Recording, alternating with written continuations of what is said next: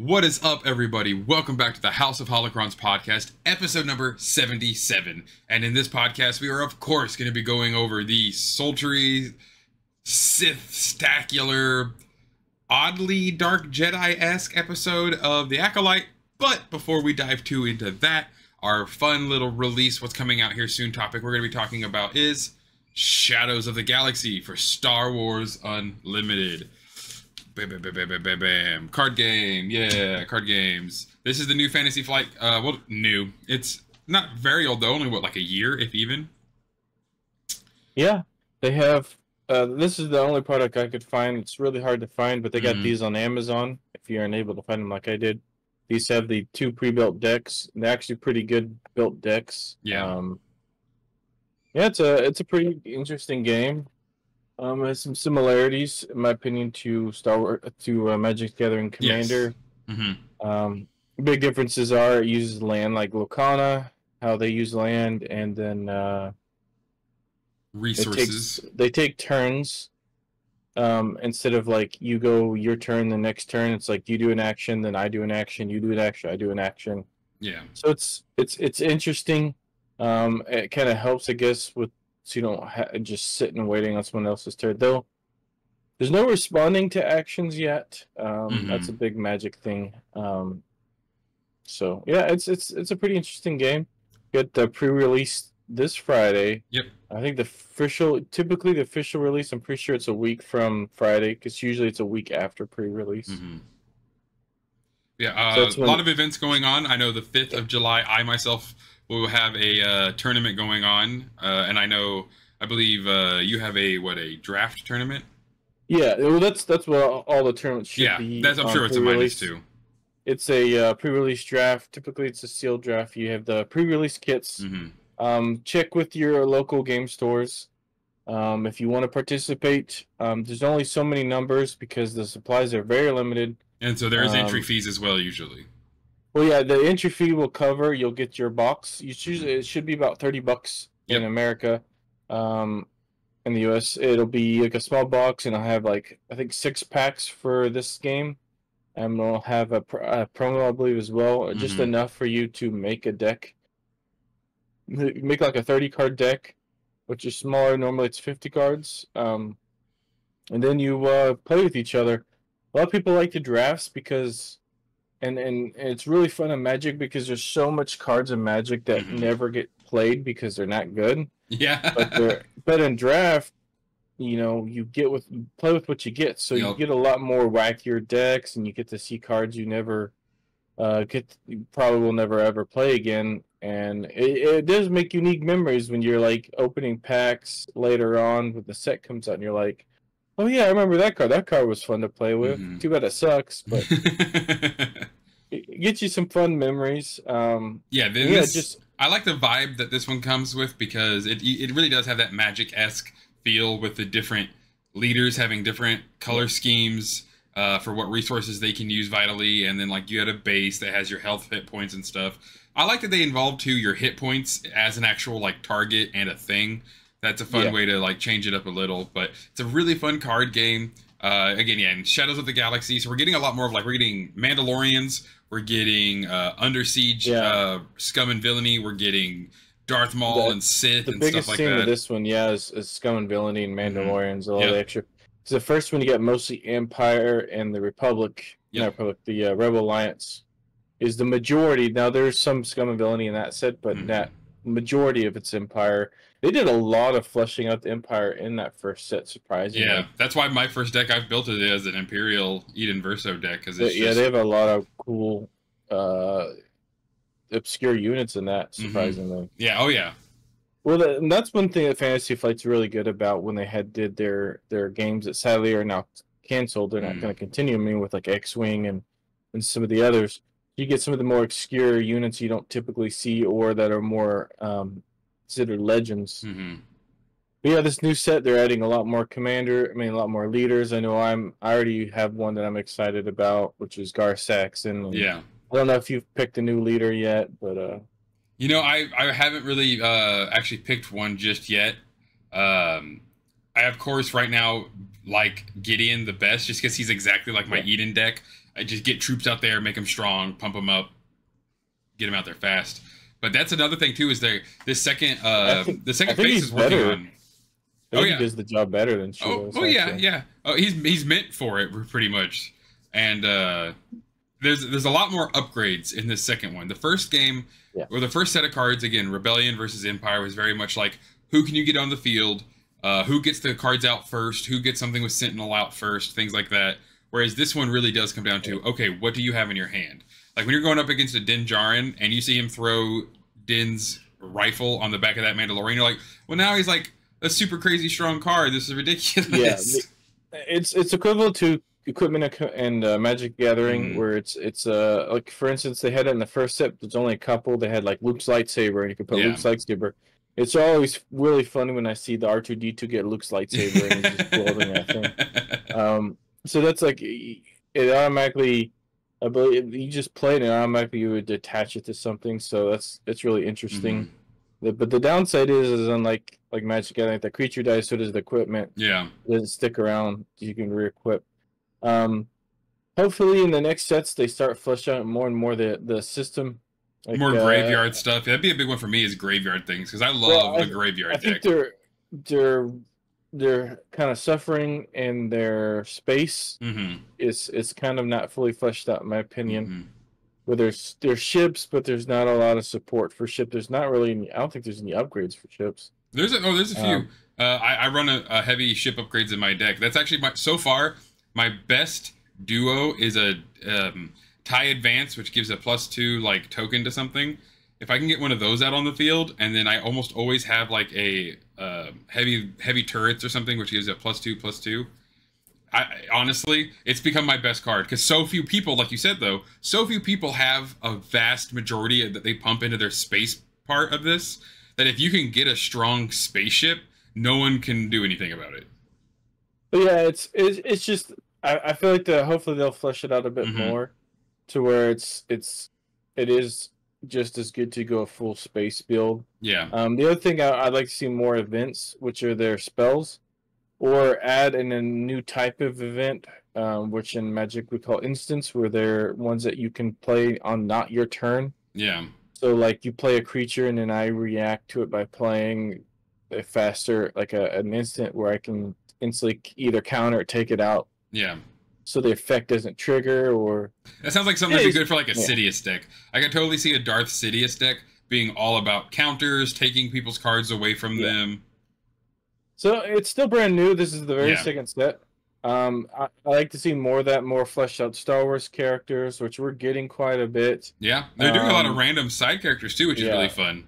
Like this second one, we getting all the Bad Batch, which is interesting. Yeah. So yeah, I believe we already got a name for the third set. Some cards leaked out for the third set, but I don't remember. Oh really? I will have to look into that. Oh. Exciting. Yeah, it's nice to get into a new game. It's nice to find something like this that is so new. The third market, though, is crazy, guys. So if you want to get into this game, try and do so now with this new set coming out, because that's going to be your ticket to get these cards a lot cheaper and easier. It's crazy right now. There are certain cards that are not rare per se, anything more than just how few they actually have made of them, that are worth like $20 already, just base cards from a booster pack. So it's similar to how Locana when it started, though. It's a little less hyped, so it's not as valuable as Locana was, and also Locana had better promos when it was. That's what I'm saying. It's weird, the lack of anything on videos, of anything shared online, unless you follow them on X, you have no idea what's coming out. They are 100% word of mouth only right now. Yeah, that's kind of Fantasy Flight's downfall, is they never did that with the other systems that they had. It was like you either go in the shop and you could see the ships or whatever, but I love never had any advertisement. Yeah, I love the tabletop RPG, but you don't see them pushing it like D&D does. Yeah, the system's kind of wacky, but yeah, that's why I'm was disappointed that Fantasy Flight got involved with it. I like the company, but they kind of give up on their franchises kind of early. Yeah, they don't ride it out, and so we got that with like their version of D&D, where they get like we a book once every 5 years now. It feels like, if any more. And then like X-Wing, they pumped out a bunch of ships, and they just kind of slowly they kind of stopped adding new stuff, and then now they just discontinue. And it's with their other stuff too. Yeah. But I'll give them this: Fantasy Flight is at least willing to take chances and make different things. So I'll give them that. They don't make just a bunch of clones. You know, they'll still take aspects, of course, of what's popular. If you don't, you're doomed. But they definitely take their own weird spin to everything. I hope they get it going, and honestly, I would like to see them pass it on to a company that will definitely keep it going. Because now that because they're really good at making that kind of skeletal structure of what to expect. Like I said, they aren't good in the long run. After a couple of years, I imagine we might not see a set for a while if it's still them. Oh, that'd be sad, but hopefully, yeah. Hopefully we. Yeah, I'm hoping I'm wrong, but that's what we've seen in the past. So yeah, hey, Fantasy Flight Games, if you want to, sponsor your boys, we'll happily talk to you guys and get all the news out for you. I'm going to share it pretty much anyway, but I'll share it way quicker if you guys want to talk to us. Yeah, we'll try to see if we can show more the card game, especially if it gets more support. Maybe some gameplay, maybe some instructional video if anybody wants that. There's not too many on YouTube, so. Right, might as well. Hey, we'll corner this market for you guys. Leave all of your Star Wars Unlimited questions down below. We'll crack into them. If you guys want to see a certain game, well, what happens if this and this happens? We can play it out for you. We'll be like the John Madden of Star Wars Unlimited. But it's going to be a lot of fun. I'm super excited to have this new set of cards because it's that new thing. The video games, we're getting new video games soon and stuff. That's awesome. It doesn't always need to be a new show. I love these new shows so much, but I am super, super stoked to be getting new card game, new video game, new books and stuff like that. The video game, not Jedi Outlaws, but just Star Wars Outlaws. Yeah. That one's going to be so much fun. Recently saw a new little teaser where you're kicking a Death Trooper in the chest. Oh man, if you got to go up against Death Troopers. I'm still a little nervous because of the whole $120 thing and some of the how they're handling it. Hopefully, I'm just gonna get the base version. They take the idea what they did with Battlefront 2. They realize hey, we've seen this in the past. Fans didn't like it. We need to change it, or it's gonna ruin the game. Yeah. Because it definitely wasn't well liked when they announced it, and it could be a fun game, but. I'm excited. It's just decisions like that out of greed kind of ruins it. Yeah, it puts a sour taste in everybody's mouth. But you know what doesn't put a sour taste in people's mouth? Darth Muscles. Because this last episode had the biggest body of water and yet the thirstiest people I've ever met on the entire internet. I'm one of them. Hi. So we got no action and yet some action of a different caliber. There was no fighting, but there was definitely some tussling. Almost. Man, the tensions were rising. The Acolyte, of course, is what we're going to be breaking into, everybody. And this is this episode 6? Called Teach/Corrupt or Teaching/Corrupt? I think this is probably my favorite episode without any action in it. Yeah, and of course, when you take away the action and have story building and background lore and stuff, this episode was golden. Just to get my hot take out of the way, Solon May can stay off the screen for now because that was the worst part about this, which is again a nitpick thing. That was It's just I didn't care. It was not as powerful as what was going on with Osha and the Stranger.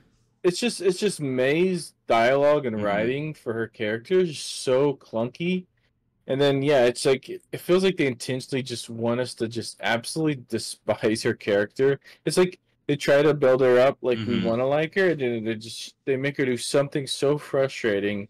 It's okay, we're done here. And honestly, I feel like the whole engagement with her and Soul, we didn't really get anywhere. No, I was literally just about to say we don't have to worry about spoiling anything for Soul and May's talk because nothing happened really until almost the very end. But before all of that, anyway, the very end was him turning the comm off and blasting out of there. The second, we get Vernestra. She shows off her moment that we've seen from the Light Whip in the trailers. We got Vernestra too. She goes to Kofar. There's a jump scare where they just immediately cut to dead Jackie, which I was like, "What the fuck?" Yeah. That surprised me. That surprised me. I was in it. I was telling my wife, I was like, "Well, at least you don't have to worry about all the death we got last episode." Last time an Acolyte, and then hands over, corpse. Yep, just corpses. We're finally they answered almost every single question we had in this episode without making it feel like it though, because Vernestra is like, "Oh, we need to bury all these bodies." I'm like, "Okay, so they're not just gonna leave them there." Cool. It is pretty crazy though to think that Soul just left all those bodies there. Yes, I know. And all the lightsabers and that, he just left it, and it's like we've never seen that in Star Wars. Every time they do a funeral for him, they burn them. That is we now didn't get anything. That's now my big problem here with Soul Man. I'm not trusting Soul anymore. Because again, the only thing that happens is at the end of him and May talking, he finds out it's May, because I'm pretty sure Basil told him. She resets Pip. Wow, that's something. I know it's not like gonna break everything. It's kind of sad that when Pip sees May again, he won't know who she is, but they can rebuild a relationship. It's a droid. It happens. No offense to you, droid lovers. Like it's like all this. Think of all the stuff she saved, like over time, like features. Think about it's like resetting your computer. Oh yeah, that I know. Sucks. All that stuff you got saved, and like she's got like little like quips and stuff. She's got worked with them. She pulls them out. She knows, hey, this is gonna be the light modus. Like R2D2 would not be R2D2 if he had been wiped. And then I personally, I think that he knew before. I think he knew right away once he kind of got out of his headspace. Yeah. Because some of the questions, either that or he just is really dumb. Because some of the questions he was asking just really felt like he was like probing and testing her, see how she'd respond. And because some of them were bad, like I mentioned like before, where he said like, oh, that thing you carry with that droid you carry with you seem pretty attached to it. You always were that way. It's like they came out of nowhere. It seemed like he was kind of pointing out that it's May. Yeah. And there's other lines like that also that kind of felt like he was kind of probing her to see how she would respond. But I mean, I could be wrong. No, it makes perfect sense. I like it. We can tell he's definitely, like I said, like and again though he's on this weird headspace and so untrustworthy now. Like I have this weird reservation about Soul. I saw someone describe it. Master Allen, who runs Level Up Sabers. Everyone go check up Level Up Sabers. Amazing lightsabers, guaranteed better than a stick. But he was talking about how it's the dynamic of this was so amazing because you're worried by if you look at it through dialogue and action, you're worried about May because Soul is losing his fucking mind, it seems like. But she should be the safe one.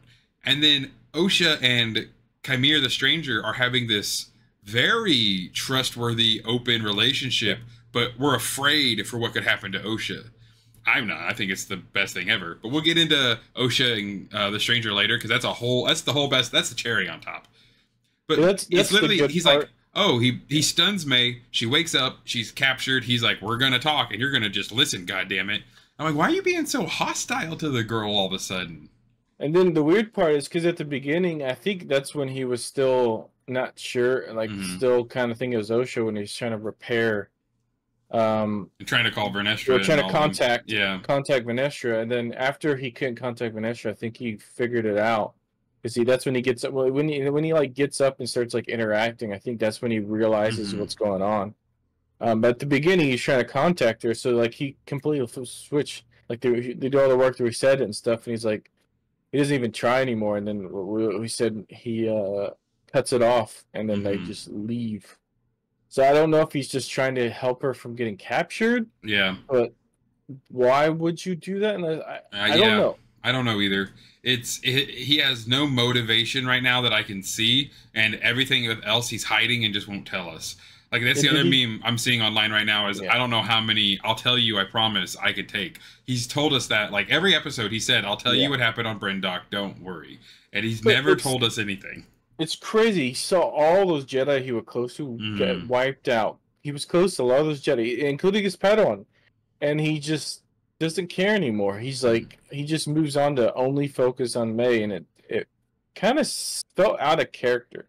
Like I mean, that's pretty Jedi. They're not supposed to be attached, but still, like not that far unattached, and and it's and he's more attached to, for some reason, Osha and now May, Yeah. that it blinds him so incredibly. Mm-hmm. But it doesn't seem like they were.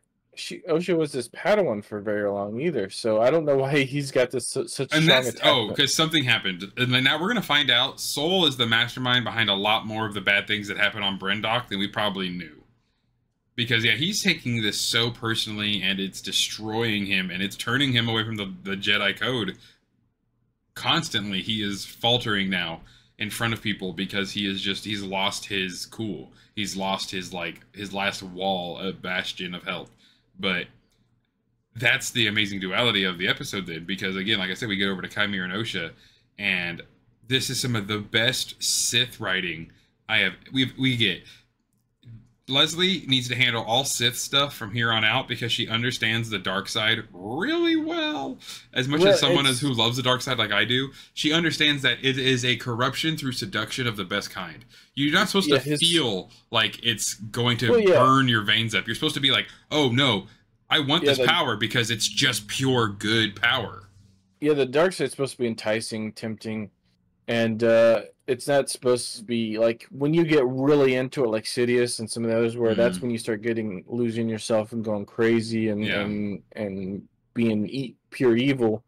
But I mean, yeah, it's supposed to be that temptation, that that shortcut of power. That's the reason why the dark side, traditionally, if you put a normal, like a Jedi Knight and a Sith of the same level, the Sith will usually win. One, because he doesn't have rules to worry about, but two, the dark side is more powerful because it's that cheap way. But in the grand scheme of things, the light side's more powerful. Yeah, or they're equal depending on which way you want to look at it. But it's because it's the shortcut. It's that quick way to and get that quick power. But yeah, his dialogue is probably the best in the show. There's so much bad dialogue in some of the characters, but every time I hear him talk, just the stuff he says, he says one of my favorite lines that episode. Yes, and it was a word. She's like, yeah, well, yeah, she's like, but he talks about, like, there's other ways to use the Force. He goes, but that's the dark side, and he goes, semantics. It's like, just his like cocky attitude. It's like, but in one word, such a fresh breath. With one word, he's able to dispel all of her arguments because it's just the way you're looking at it, though. Semantics. Yeah, because his dialogue is one of the best dialogue I've felt like we've seen in Star Wars. We do get a lot of clunky dialogue in all of Star Wars. It's really cheesy quite a lot of times.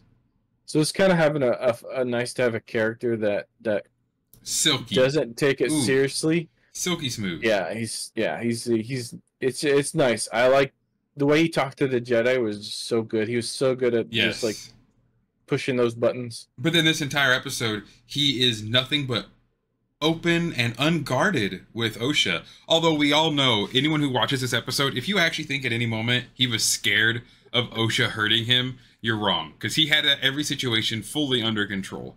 It opens up with him taking a bath in front of her, completely naked, leaving his lightsaber on shore on purpose, because he wants her to grab it. He wants her to try and strike him down. That's a part of being a Sith.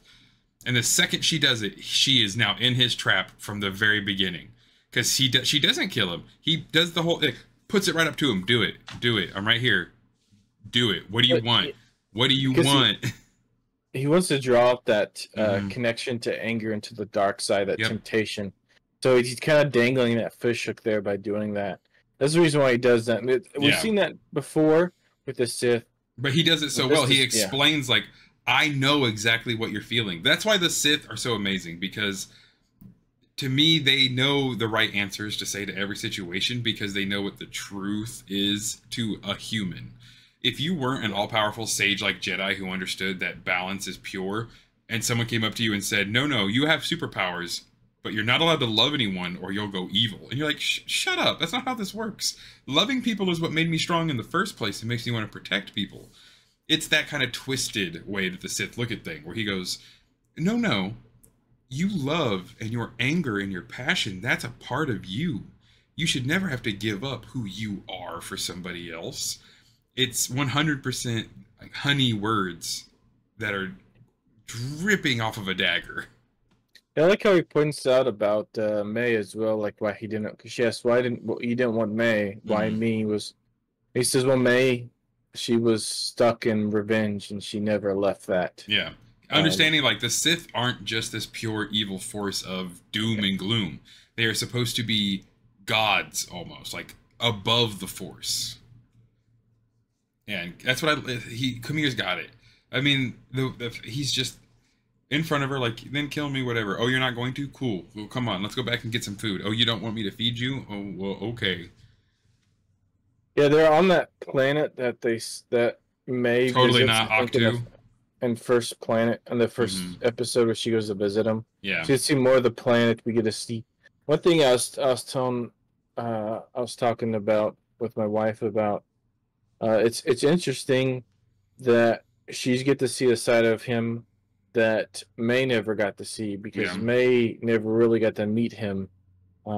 She kind of interacted with Kamir just for like work stuff, but then she never knew that was him, and she never get to see Mm-hmm. without the mask or try on the mask. Kind of spoiling that one. Um, But we that was we perfect get because he knew, like, yeah. May was a creature of destruction, whereas Osha could be a creature of liberation, of freedom. And that's what he needs. Well, I think she's more passion, more Mm-hmm. freedom, where the other one was just yeah, and she just didn't think things at all, and Yeah. that's one thing that makes her character so unlikable. Mm-hmm. She's just so rash to I don't it just do the dumbest things ever. Right. Like first, like the whole like we see last episode, she gives her that big hug. She's like, "I'm so glad to see you. I'm glad we could spend time." She goes, "Well, I'm still friends with the Jedi," and she's like, "Fine then." Knocks her out and Yeah. leaves her there to die, and then cuts her hair off, and then takes her spot. I'm like, I don't understand your end goal to any of this. Like, you say one thing, do the complete opposite multiple Yeah. times. Yeah, he knew that he's made the right choice by going to Osha as well because again, liberation, freedom. She asks him, "What do you want?" He goes, "The power of two." So again, I love that he's answered every question that Osha and we have had about him to a degree. He says he's old. He's Yeah. very old. He was a Jedi at one time, but he never gives you enough details to know the actual answer. You just have a Well, guesstimate of he what he doesn't could be really. talking about. Well, he doesn't. What's the funny thing is he doesn't say that he's old. He just said this Yeah, happened a long, long time ago, and it's a and different like life. we spoke about, like I spoke about with Hmm. you earlier. It's like some of those words I don't know if you want to take literally, because like I said, you could talk about things that you did even age. We're in, at least I'm in my, I think you're roughly the same age as me. We're in our 30s. Yeah. We talk about things that we did as a teenager, and so that's like a different life. That's that's Yeah. that's that's a long time ago. So much, and so, you could equate it to experience because I've done so much between when Hmm. I was in high school to now. I've been to multiple countries through work, and I've gone and done so many crazy things that it did feel like a whole lifetime ago for me. Hmm. So I don't think he's just some ancient Sith that's like keeping himself alive. It could be, but I think he's just more figuratively because he's trying Yeah. to be vague about it. Because he doesn't Yes. say, "Yeah, I was a Padawan when I was a kid." Yep. Well, He just says he's I was just a Jedi once. He doesn't say who his master yeah. was. He's not trying to connect to her as that because he literally says I was thrown away like you were. Because But that's what he that's does all it. he cares Yeah. about. He wants to make every question she asks him a question about her with it like that he already has the But answer. and he He's did that with warping Soul all of it. too. He did that with Soul when he had all his questions. Like, you could call me Sith. Well, Yeah. you would call me Sith. He didn't say I'm Sith. You Yep. would call me Sith. He said he said some other things like about, don't you remember, like I don't Hmm. remember all he said, some stuff about how he had connections with the Jedi and stuff like Yeah. that. He was very, very vague about it, and leaves a lot of questions to be answered, but also throwing tidbits in there. So I don't think we should take everything he says at face value. You're right. I He's a don't think that's Sith. the intention. Well, I don't think he's really lying. I just think he's like he's only giving you like half Yeah. truths in a Yep. way. It's that's what I love about it again because like I've been saying he leaves everything so open that we, and of course, what the point is for Osha to grab the answer she wants out of there and see it, even though he never gave it to her. And that's what's so beautifully written. Is he's answered all these questions without answering anything. Well, and even if he did, which is, in my opinion, shows that give stuff away immediately. It's terrible writing. It's like because I always dog players in D&D that do that's like, it's not organic to walk up to somebody and give them your whole life story when you just met the person. Like, hi, my name is Mike. I grew up here, went to this, did this, and my parents. It's like you don't give them your entire backstory when you meet somebody. It develops over time. So she's asking questions, and I think the other reason he doesn't just reveal it now because it's not organic, but also I think he knows that if he tells her right away, it's going to turn her away. Yeah. Because of things he's probably killed a lot of Jedis and people. So I think if he told her the truth immediately, she would immediately close herself off from him. Well, and he knows that he knows that she has to feel like all of this is her choice. That's why it was her choice not to kill him with a lightsaber. It was her choice to put on the helmet. It was her choice to sit with him and eat.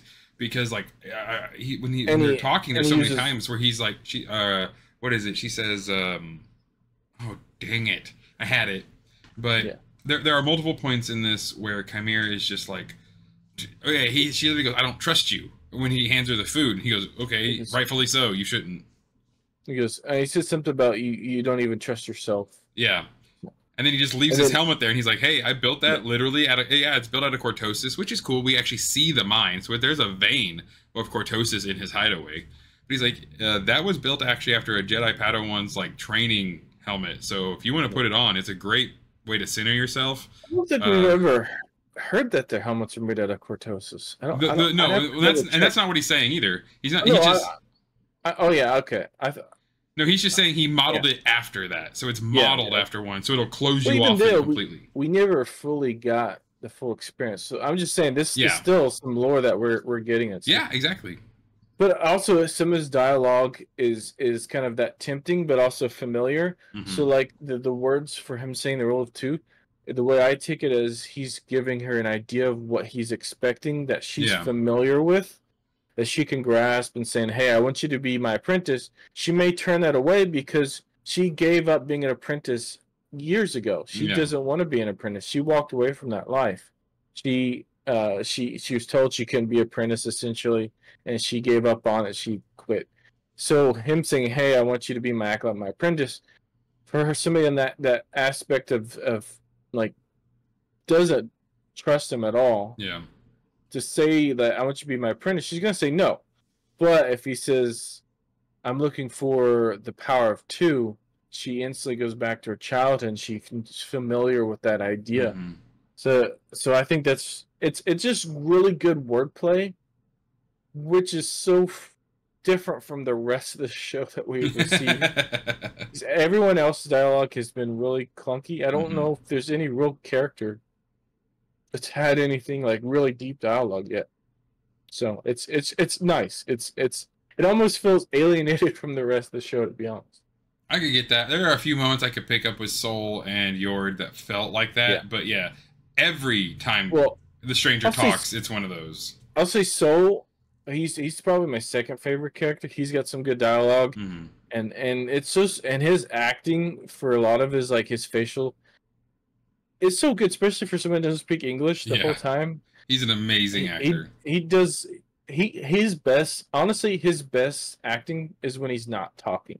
I don't know if you pay attention to his facial features, like we got in this episode. I don't know if you noticed his like face was not like it was kind of like worn, and it was like always like it looked like he was lost. You just saw his face and you instantly felt he was lost. He didn't know what he was doing. He was so just, there's so much going on with him, and that's hard to do for some people. I can't do that. His expressions are so vibrant. So those are your hidden gems, especially with the stranger. I hope we get more and more that. Well, because like the way it ends, even it was such a beautiful ending. Osha puts on the helmet, and you just hear her breathing. And then it gets dark and it fades out. And I'm just like, she put the helmet on. What does that mean? Like, she's gonna be corrupted by him. She's going to be one of his pupils. It's going to happen. There's no way it doesn't. Like, It is. I, if they somehow force her to return to be a Jedi, I don't.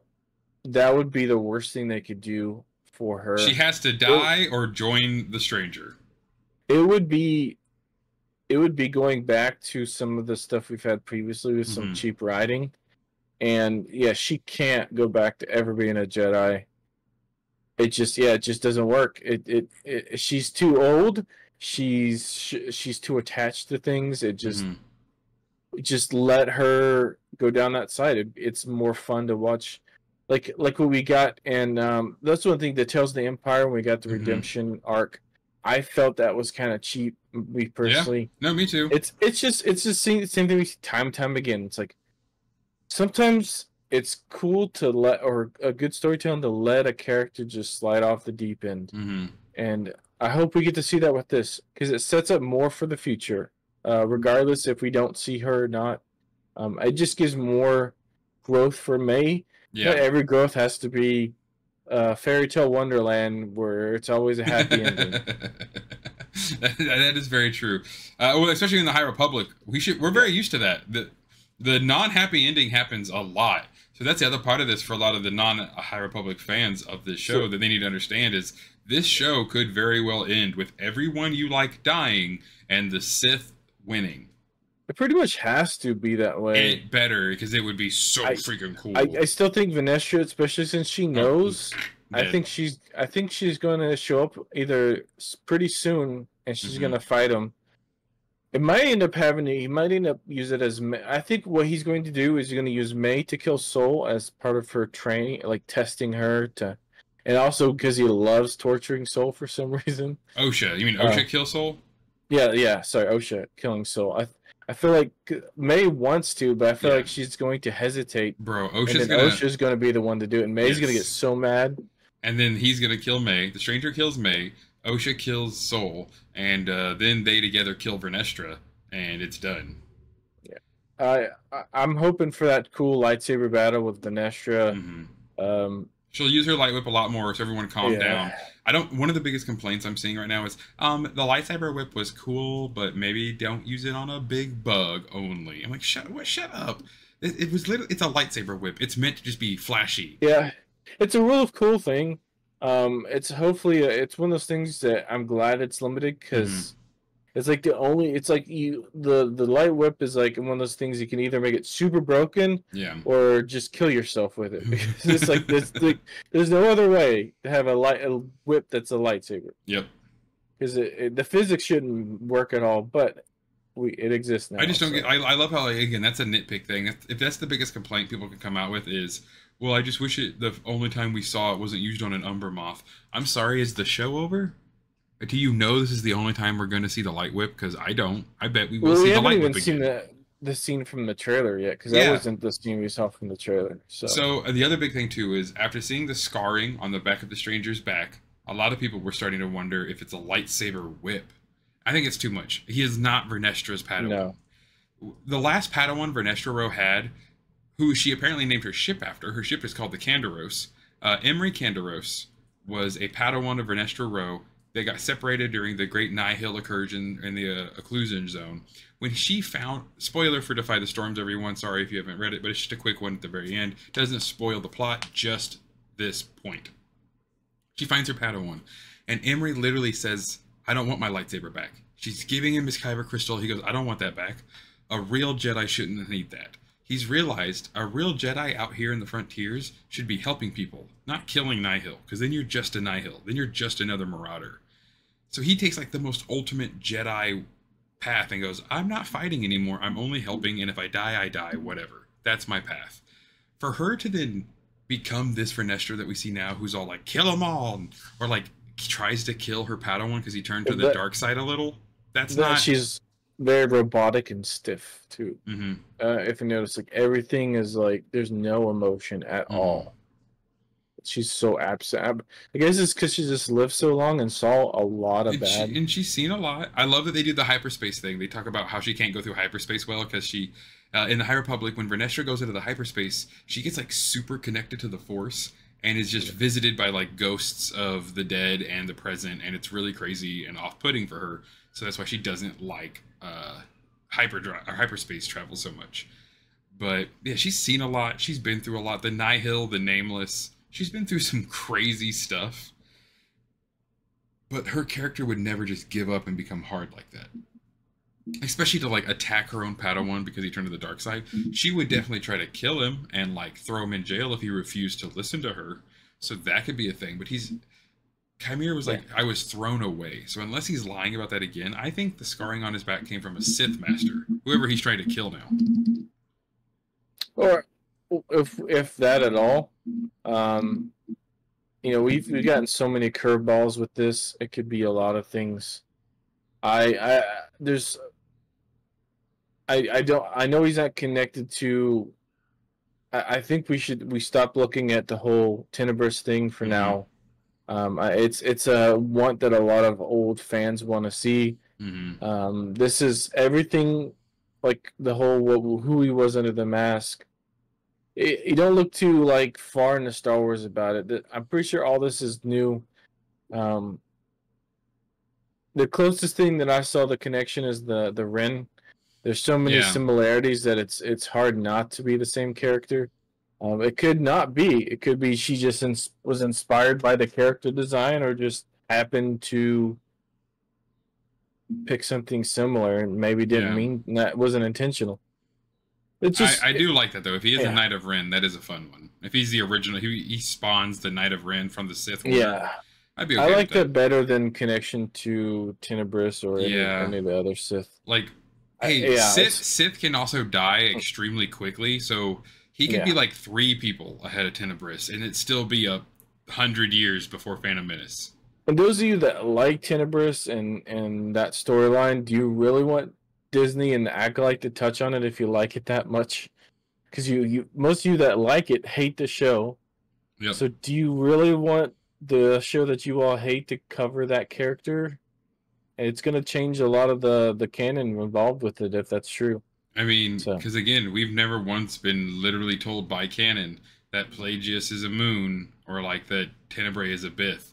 So this guy could literally be one of them, and a lot of us don't want that. It's my same thing with Darth Revan.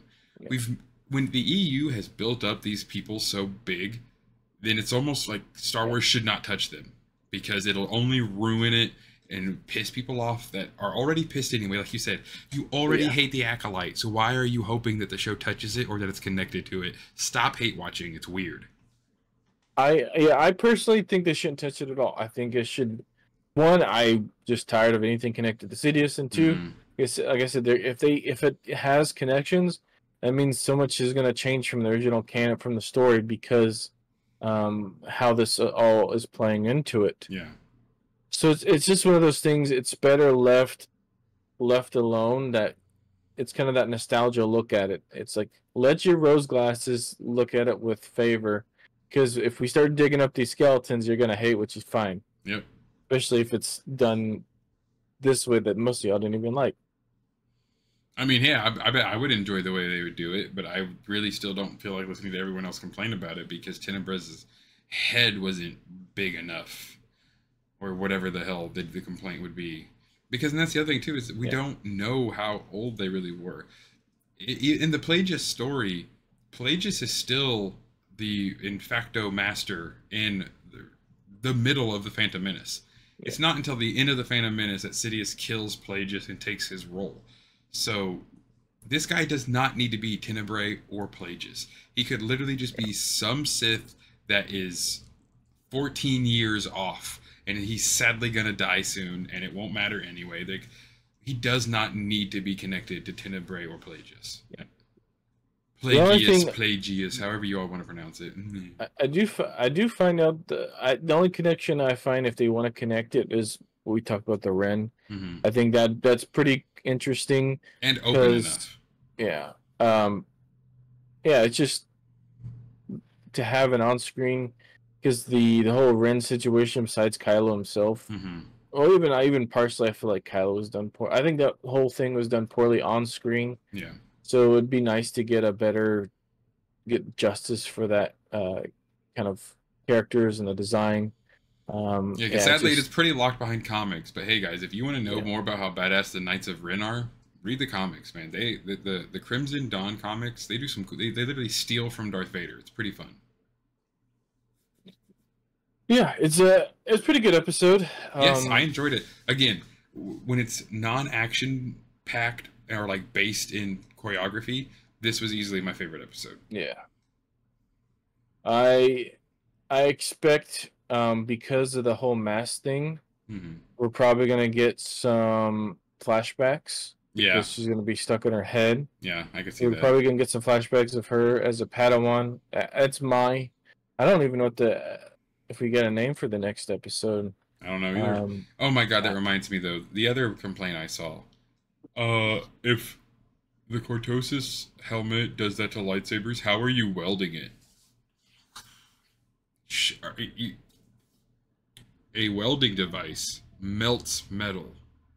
A plasma emitter on a lightsaber has a frequency to emit a light source that is hard light that can be used as a blade. They're not the same thing. You're not going to out-science the sci-fi people. You're not going to be like, well, how are you using a arc welder or a welding device on a lightsaber disrupting helmet? It's not the same thing. It's not the same frequency. It's not the same technology. You could tell, look at the helmet. It's not like an invincible metal. You can more change that. Like, look at all the scars and the cracks and everything. It's not like an unbreakable metal. It's not like, and even if it's so, look how they did armor with the Mandalorian with the Beskar. Like, how are they doing Beskar if Beskar's so strong? Yep. So you could have the same argument. Yeah, how do you weld Beskar, or how do you do any patchwork on Beskar if it's the hardest metal and all? Yeah, it's so dumb. It's another one of those things, like, these are the things that people have to reach for after they hate watch the episode to tell you that it's a bad episode. And if the only thing they can come up with is, I don't know how they're welding that helmet, bro. Okay, I don't know if you know this. You can heat titanium and bend it. It's actually pretty malleable when you heat it. But if it's not heated under the right conditions, guess what? It's metal. They just forget metallurgy because they're pissed off at this connecting to anything that's not more Sith stabbing people. Well, it's mostly with plasma because I believe it does the same thing with blaster bolts as well. I think I think it's pretty weak to vibro stuff. Yeah. I don't think it stops vibro besides just being metal. But that's just stupid. Which that's one thing I wish we see more. I don't think we really got a good on-screen appearance for vibro blades. I don't see more than that. We saw a good amount of vibro blades in Mandalorian, but then there wasn't. It was just stabbed in somebody and put away. Because May has on chainmail on her arm, so I was hoping at one time someone would try to cut her and it would just hit the chainmail. But again, it's nitpicky, and that's the only things we can find about it. Those people who want to try and turn a nitpick into a reason to not watch a show, that just proves how little they actually have, and that it's actually a very good show. This writing has helped so much. Having someone in the writer's room who specifically doesn't know a goddamn thing about Star Wars is a good idea, because you need someone to be like, excuse me, you can't rely on nothing but callbacks and cameos like the sequels did for so many of their movie plots, because we actually need the story to be a congruent thing that makes sense on its own if no one else watches anything else. Well, it's also just like, we don't need another story where it's just the same base situation when you get another Luke, another Han, another Leia, just with a different character. You don't need another Darth Vader. Yep. So we get more of that, but like when we get that, like Force Awakens, it's like pretty much bar for bar episode 4, just different characters. So like that's the stuff, is like, you can't keep saying it's a space opera, it's going to keep repeating itself. You can say that, but it'll just get old, because it did get old very quickly. Yep. But I can definitely say the writers' rooms have learned. the people who are in charge of the stories behind Lucasfilm and Star Wars now, they're doing a great job. I'm excited for it. I also think this next episode will be the flashback. This will probably be when we see what Kalnaka did to Torben when he was fighting him or whatever. The trailer. This is going to be where we get to see whatever Soul fucking did, and hopefully we get a lot of answers from it. And that's probably going to be the whole episode. And then let's see, are there 8 episodes?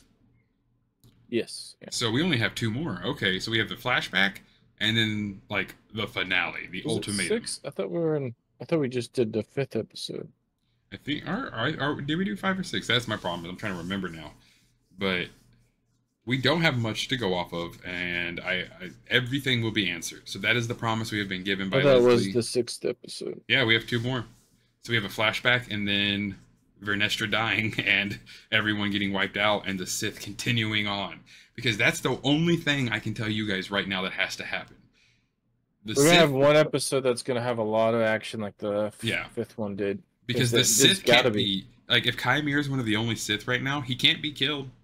And if he can, then the Master has to be available or something to find another apprentice. So, like, I'm not too worried about the Stranger. I think next episode is going to be more flashbacks filling in the bubbles. We're going to get some Osha kind of... Because she's in the helmet. Yep. We're going to get some... Probably... Mostly flashbacks, probably some interactions. Because we still got to get...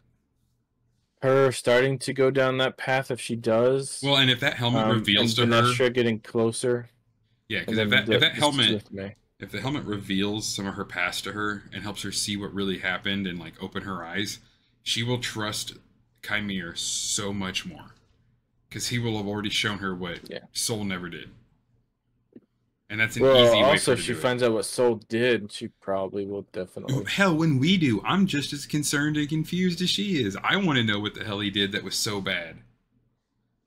Like, it was bad, it seems. Like, he again, dude, at the end of that, when he's, like, over May, telling her she's gonna, shut up and listen while she's strapped down, I was like, this is getting dark again. I don't know what's going on.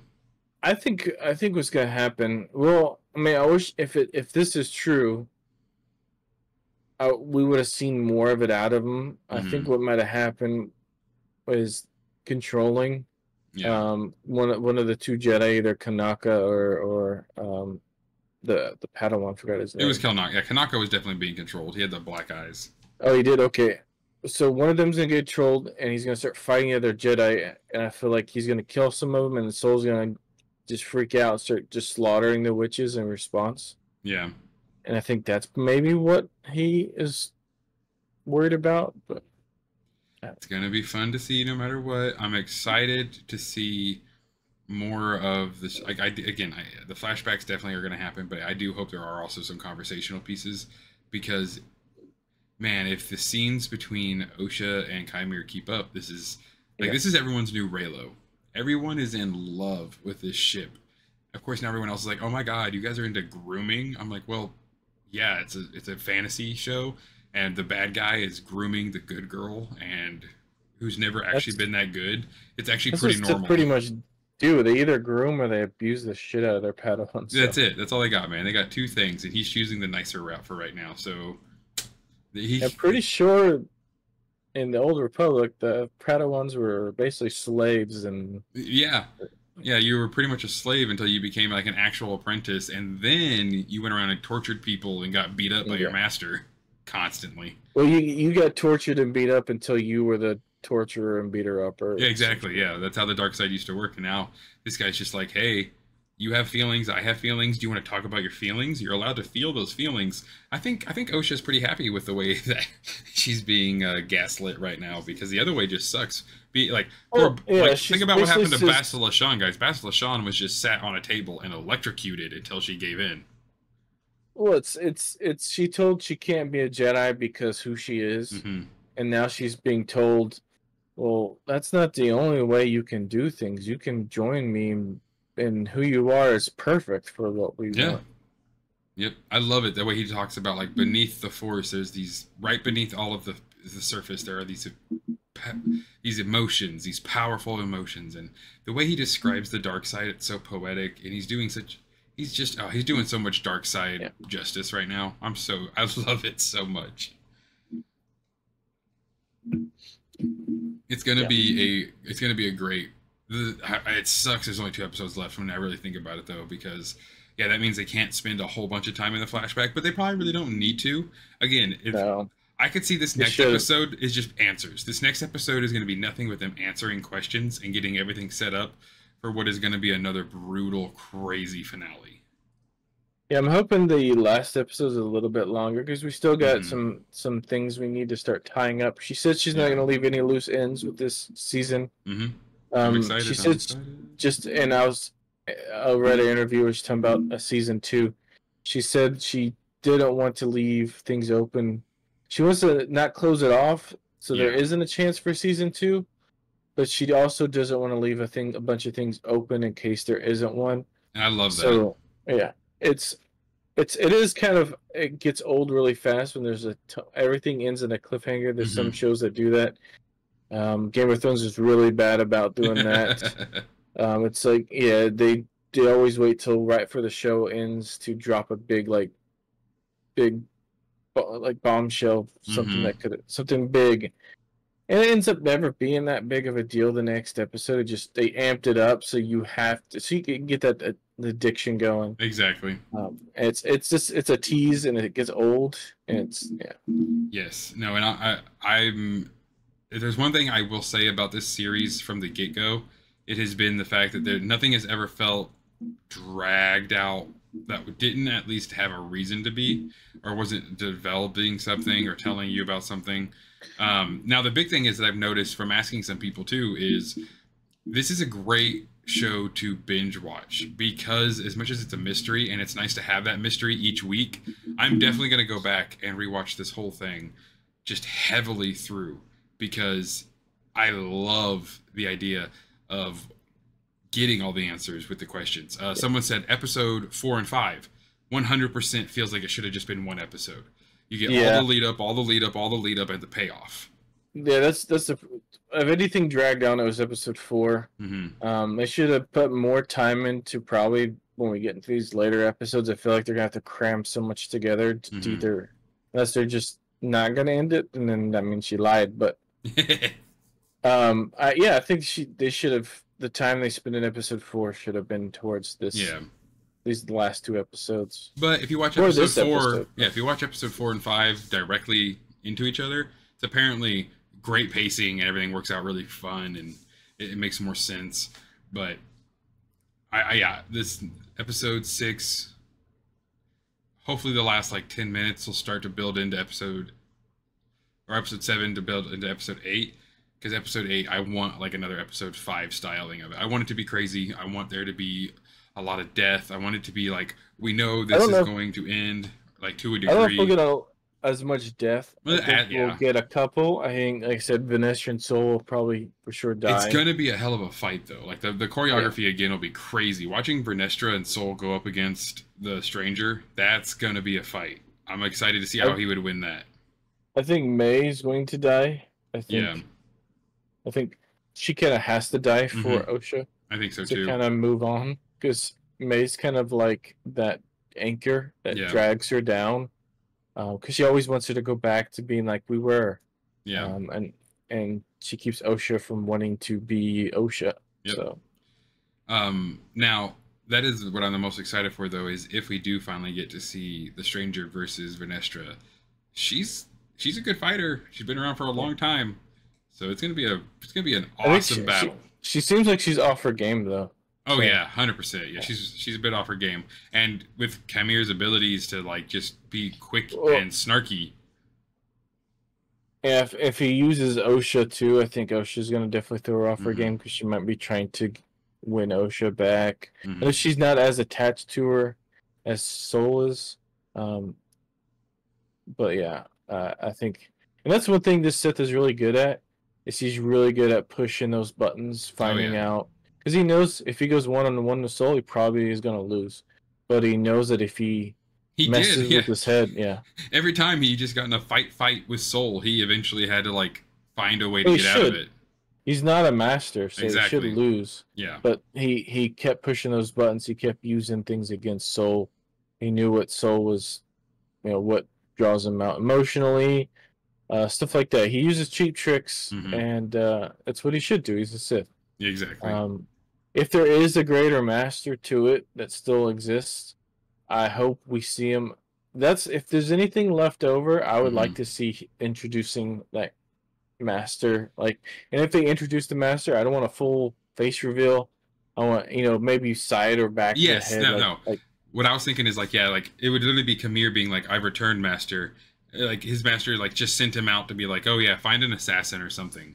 And he's like, "No, I'm going to find an acolyte so that I can finally take over and kill you." So the last episode we see, Osha's way back somewhere else, and it's Kamir talking to his master finally, and we don't even know who his master really is. That way, it leaves it open enough for season 2. I think it'd be cool is just he said, "I finally found my acolyte," and then and then you just see him turn his lightsaber on like he's about to challenge his master. I think that'd be cool. That's really dark, can't see thing, and it ignites his saber, and you see a bit on this. I think it'd be cool. Yeah. Dude, that'd be so awesome. What if the reason why he wears that mask is maybe for his master, originally designed for that? Yeah. Keep his master out of his head. I don't know. And that's one thing. If he has the ability to stop a Jedi from reading his thoughts or to at least help, then he would also want to use that against his master. That would 100% be a Sith artifact. That would to me that would seem the biggest use of it, because if he kept fighting Jedis, he would be found out a long time ago. Yeah. Because eventually he'd be caught way sooner than this. So I think he made it as a necessity, probably for his master. I would 100% agree with that. Yeah, I think a lot of this is going to have to deal more back with his master and how his Sith teachings went. So I'm excited. That would be cool for season 2 as we dive deeper into the Sith. We deal with his master. Yes.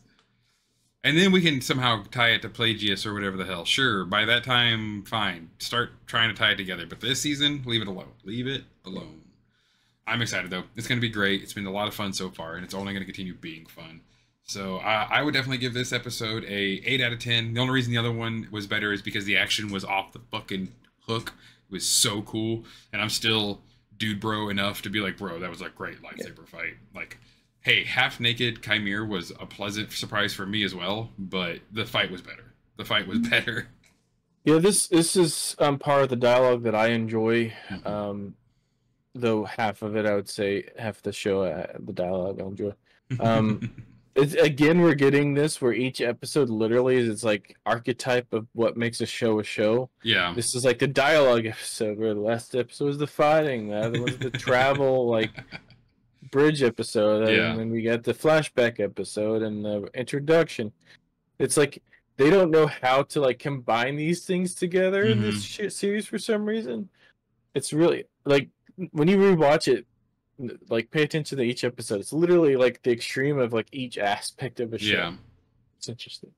It's a fun way to do it. So that means the finale should be nuts. Well, guys, thank you all so much for stopping by and joining us. Put down in the comments below what your thoughts on the Acolyte are. If you keep hate watching it, I want to know why. That'd be hilarious. Please inform me. What are you the most excited for in the future? What do you want to hear the Stranger and Osha talk about next? Or maybe Soul and May? Put that down in the comments below. Have an amazing rest of your evening. And as always, may the Force serve you well. May the Force be with you.